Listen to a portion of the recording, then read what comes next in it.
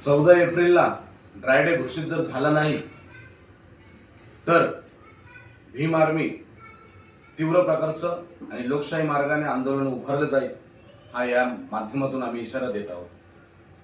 जनतेचा आवाज आम्ही सरकारपर्यंत पोहोचवण्याचं काम करतोय आणि हा लढा कोणाच्या विरोधात नाहीये. हा लढा आहे महापुरुषांच्या विचारांचा. हा लढा आहे महामानवांच्या जयंतीत होणारा अपमानाचा. हा लढा आहे आमच्या अस्मितेचा. हा लढा कोणाच्याही विरोधात नाहीये. आमची प्रमुख मागणी सरकारने मान्य करावी. सर्वांना क्रांतिकारी जय भीम, जय शिवराय, जय संविधान.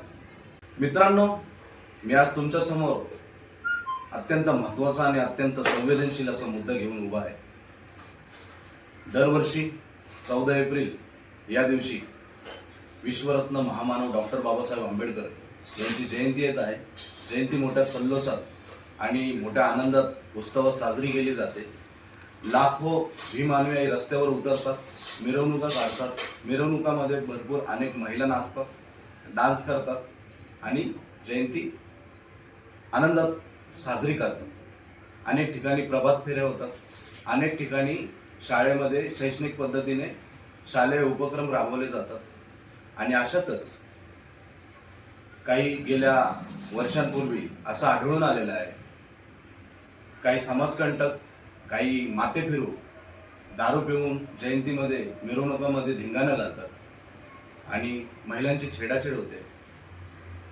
जयंतीला भांडणं होतात आणि अशातच ते सगळं आनंदाचं वातावरण कुठेतरी जयंतीला महामानवाच्या गालबोट लागलं जातं.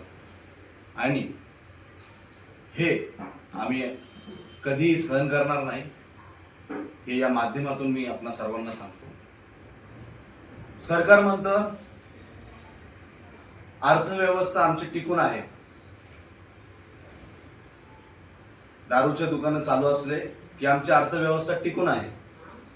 सरकारला माझं सांगणं आहे, महापुरुष मोठे की अर्थव्यवस्था मोठी. सरकार म्हणतं आमचं महसूल खातं महसूल बिघडत नाही, पण माझं सरकारला सांगणं आहे की समाजातील शिस्त महत्वाची, महिलांवर होणारी छेडाछाड, अत्याचार ते महत्वाचे की तुमचा महसूल महत्वाचं, या प्रश्नाचं सरकारने आम्हाला उत्तर द्यावं. मी या माध्यमातून सरकारला सांगू इच्छितो, भीम आर्मी रस्त्यावर उतरून एक तीव्र प्रकारचं आंदोलन केलं जाईल. लोकशाही मार्गाने आंदोलन असेल. लवकरात लवकर 14 एप्रिल येण्या अगोदर सरकारने निर्णय घ्यावा. संपूर्ण राज्यभर ड्राय डे घोषित करावा, ही आमची प्रमुख मागणी आहे. समाजातील होणारे शिस्तभंग जोपासण्याकरिता सरकारने पुढाकार घ्यावा. महामानवाच्या जयंतीला गालबोट न लागता त्याची अंमलबजावणी करावी आणि हे प्रकार कुठेतरी सरकारने पुढाकार घेऊन रोखावे, ही आमची मागणी आहे. आम्ही मंत्रालय, संबंधित अधिकारी, CP, स्थानिक लेवलला जे कोणी पोलीस स्टेशन आहेत, महानगरपालिका, इकडे सगळीकडे आम्ही निवेदनं दिलेले आहेत. लोकशाही पद्धतीने आम्ही आमच्या सगळं मार्गाने व्यवस्थित चाललेलो आहे. कायद्याला धरून, कायद्याच्या चौकटीत राहून आम्ही त्या सर्व लेखी स्वरूपामध्ये सरकारपर्यंत ते पोहोचवण्याचं काम केलेलं आहे.